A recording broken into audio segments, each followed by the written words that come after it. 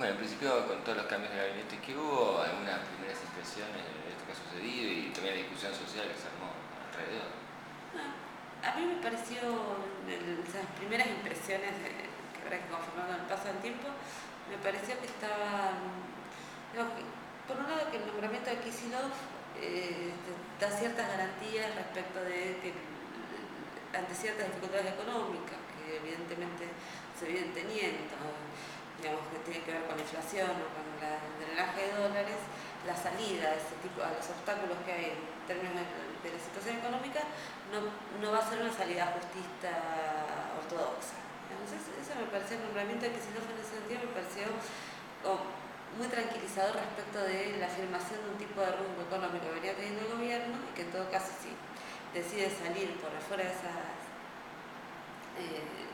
digamos, decide sortear esos obstáculos afirmando el rumbo, ¿no? Diría salir por izquierda de los problemas, ¿no? Que son los mejores momentos de este gobierno cuando logra ese mecanismo. Y en el caso del nombramiento más estridente, ¿no? Del jefe de gabinete, en realidad es una... A mí me surge como un sentimiento muy ambiguo, ¿no? con respecto a eso. Por un lado, tengo la impresión de que gran parte de la novedad que tuvo el kirchnerismo, que para mí en sus momentos más interesantes tenía que ver con una distancia asumida con las formas más tradicionales del aparato justicialista y que implicaba ciertas tensiones con eso.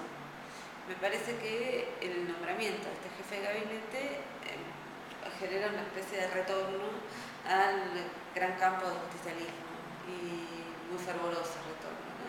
Eso, por eso, por un lado, eso me produce una especie de amargura con respecto al estilo de las cosas, y por otro, lo que me parece, en términos, me parece que hay una situación interesante, es que empieza a mostrarse que la asociación 2015, que es la gran incógnita, me parece, con qué candidato el kirchnerismo va a disputar en 2015, no necesariamente Scioli.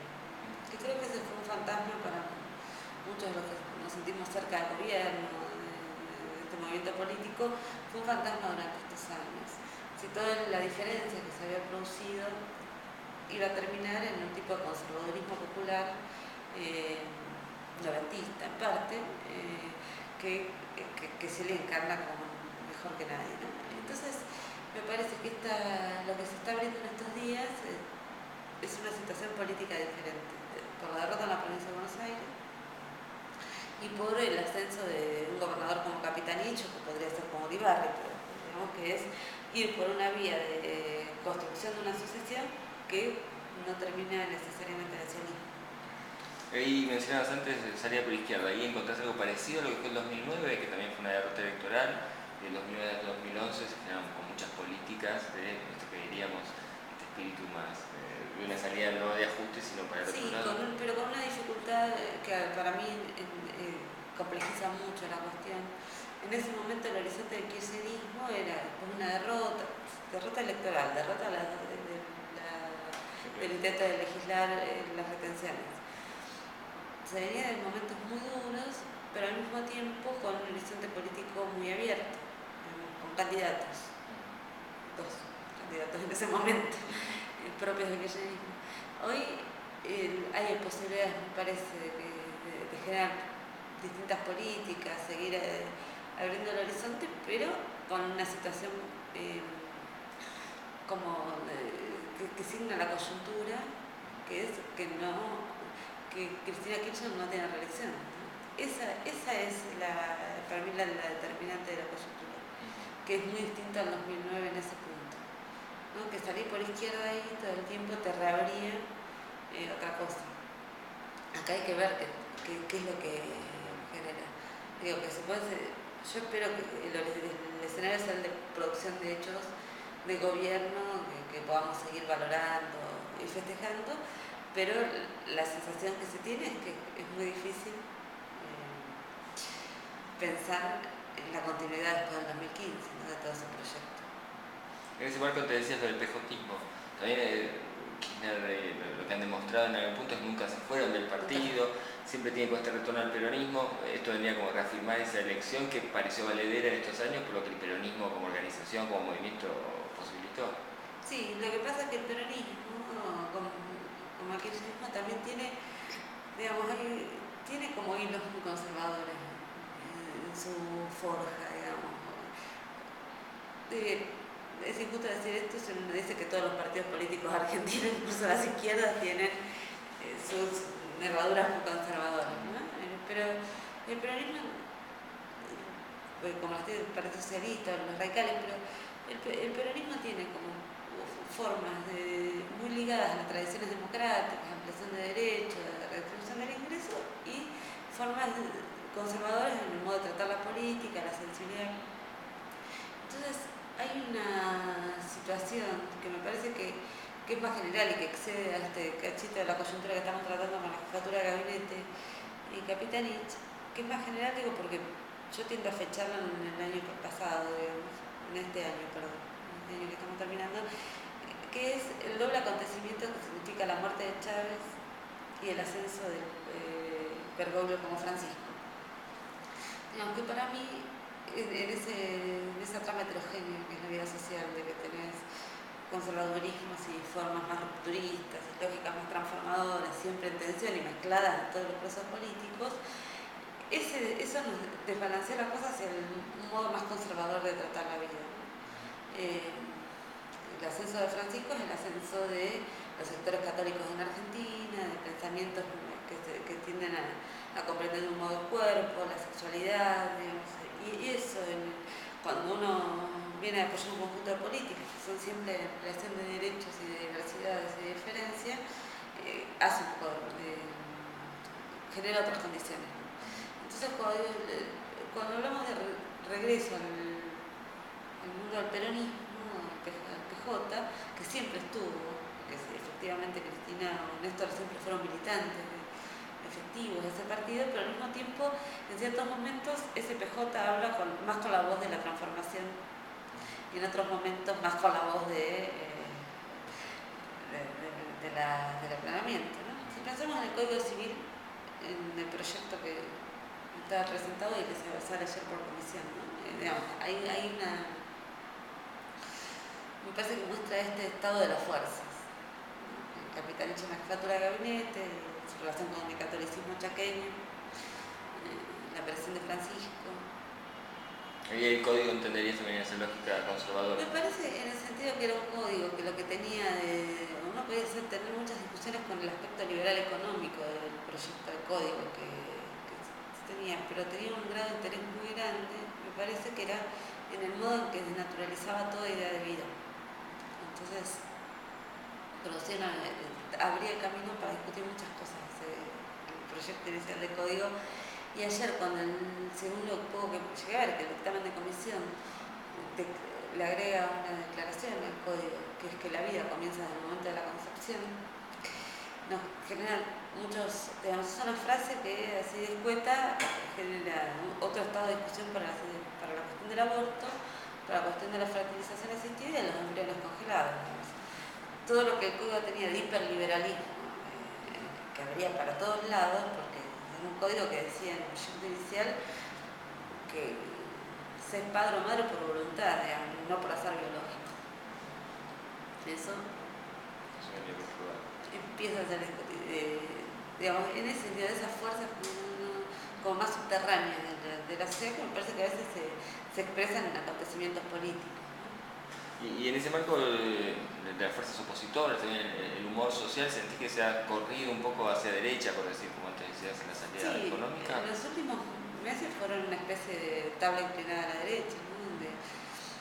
En el sentido de que las fuerzas de la oposición no cesa, salvo el crecimiento del FIT, que habrá que evaluar qué es el FIT, digamos, pero pensarlo como cosa específica, me parece, al crecimiento electoral, pero el resto de los partidos hicieron una campaña estrictamente de derecha, securitista, sin poner un tema en la agenda que tuviera que ver con la ampliación de derechos. Digamos. En ese sentido me parece que no... Eso, que la política argentina, lo que yo señalo como hilos problemáticos dentro del kirchnerismo, la atención a Bergoglio, la oposición está redobladísima, ¿no? Eso me parece como preocupante. Quizás por eso la reacción del FIP también, ¿no? Como que en ese Claro, marco que que resulta... vuelven a poner posiciones que en otros momentos ponían un voto que estaba dentro o del kirchnerismo o de otras fuerzas de centro izquierda, ¿no? Un votante libre del sur, que claro, puede votar en Lilita Carrió. Claro. Difícil. Se aclara un poco el panorama, claro, un poco más. ¿Cómo es la reaparición de Cristina? Más que nada pensando en una cuestión mediática, si se quiere, cómo está comunicando, esto del video, ayer el acto, o analizás como un acercamiento mayor pareciera. Tengo una doble impresión ahí. Primero que la política argentina es tan rápida y voraz que los acontecimientos se disipan. Uno la veía a Cristina en estos días de reaparición y era como si el tiempo a la elección se hubiera puesto en suspenso, no hubo derrota electoral, ¿no? Digamos, el gobierno, el tipo de interpelación de Cristina, de aparición pública, de medidas de gobierno, no son las de un gobierno en derrota que abre un partido en derrota que abre una transición como esperaba encontrar la oposición.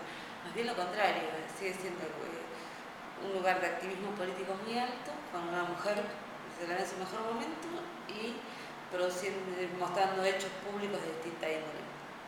En ese sentido me parece que digamos que sigue siendo la máquina política más eficaz de toda la Argentina, el kirchnerismo y la figura de Cristina, ¿no? Que es como una especie de usina donde todo el tiempo te están produciendo modos de intervenir, agenda, temas, no paran un segundo. Yo creo que el problema de la oposición es no lograr, salvo con el problema de la nata, no lograr desplazarse de la agenda que está fijando el gobierno. Y en ese sentido yo creo que hay, en estas breves 48 horas, produce 3 intervenciones Cristina, ¿no? Una, el video que parecía familiar y no parecía familiar al mismo tiempo, que tiene un alto grado de producción, en el que en parte toma el formato discursivo de la industria cultural, la industria de la televisión. Aunque te filmen, aunque hubiera sido un video casero, la lógica de exposición es la lógica de los programas masivos, ¿no? Como en qué lengua cotidiana se habla, con qué guiño, mostrando al perrito, digamos. Ahí hay una escena ahí que es familiar, pero es familiar con los medios de comunicación. Es la familiaridad que se tiene con el tipo de sensibilidad que surge de las grandes industrias del espectáculo. Y para mí no es un acto político, es un acto mediático. Mediático que uno le puede sacar consecuencias políticas, pero directamente se escapa respecto de los códigos de la institución política. Después está el otro hecho, que es por omisión de Cristina, que produce su vocero, que es anunciar los cambios de gabinete. Ese desdoblamiento para mí era muy inquietante, que en el mismo día que volvía la presidenta a funciones, tuviera un primer momento en la industria de la televisión protagonizado por ella y el momento político fundamental, que estaba cambiando el gabinete que nunca se había cambiado, dicho por un vocero. O sea que la voz de ella parecía sustituida por un representante, por alguien que aparecía vicariamente a hablar. Y es tan inquietante. Por suerte ayer genera 3 ¿no? Que es ella como política. Ella como política, hablando en la Casa Rosada, es militante, ¿no? Que es el mejor, para mí es el momento, es el efectivo retorno de Cristina, que diría, no puede retornar solo como con una imagen producida por las lógicas de la televisión, ni solo con un vocero que la suplante, ¿no? Sino en ese diálogo directo en el que construye algo con el activismo. En ese sentido, ¿cómo ves la cuestión de la conducción? Que también a veces está en discusión, a veces no, esta reaparición después de 40 días, su presencia, cómo organiza tanto la agenda propia como la oposición, su lugar, ¿no? Antes decías como la máquina kirchnerista, pero después como Cristina... Yo tengo la impresión de que parte de los análisis de los diarios de estos días decían que está delegando, forma un gabinete que es más de delegación que los gabinetes anteriores. Yo no tengo esa impresión. No tengo la impresión de que haya una relativa retirada de Cristina de ese lugar central. Me parece que sigue siendo reservando para sí ese lugar de decisión política última, que es cómo se constituyen gabinetes, funcionarios, temas y listo. No. Y el kirchnerismo, el gobierno, mejor dicho, con la ausencia de Cristina 40 días pudo seguir produciendo hechos políticos, ¿no? Y sin embargo, aún pensando en cosas centrales como la estatización del Sarmiento, se produce con Cristina enferma, convalecencia. Y eso sin embargo no restó nada esa suerte de incertidumbre social que había. No era que no se podía gobernar, no era que no había hecho, y sin embargo había un estado medio de zozobra respecto de qué pasa si con la ausencia de la presidenta, ¿no? Entonces me parece que eso vuelve a la figura de Cristina más central que lo que era antes incluso.